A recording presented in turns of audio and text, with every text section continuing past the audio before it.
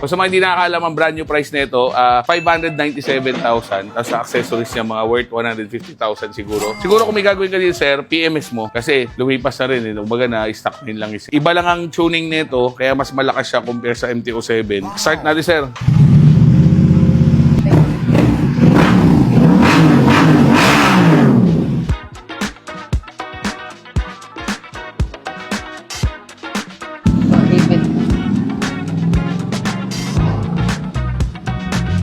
Nasend ko ba sa inyo yung inquiry niyan, di ba? Kaya nalilito ako kasi sobrang dami. Tapos ginamitan nila ma'am ng ano eh.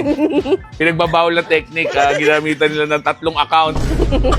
Actually, parang ano sa marketplace, tapos nag-direct message sa akin si ma'am. Paano mo na-trace ma'am nakikita yung ano? Nakikita ko po may nakatag. So, tinignan ko po. Tapos siguro ito na yung FB account ni sir. Nakita ni ma'am yung personal account ko. Yung ibang natapunan, medyo magaling si ma'am eh. Pero si sir talaga naghanap niyan, ma'am. Opo, siya po. Nakita niya na po yan. Tapos, hindi ka nga daw po nagre-reply. Tapos, kinuha ko po yung number mo. Hindi rin po makontak. Kasi doon ko nga po nalaman na wala po kayo dito. Nasa China kayo. Opo. Kaya sabi ko, ay, baka wala nga.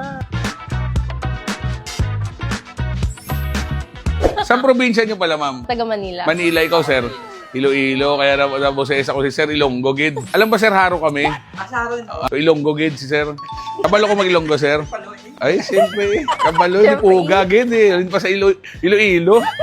So, si Sir, ang babayan natin from Iloilo, Ilonggo Gid.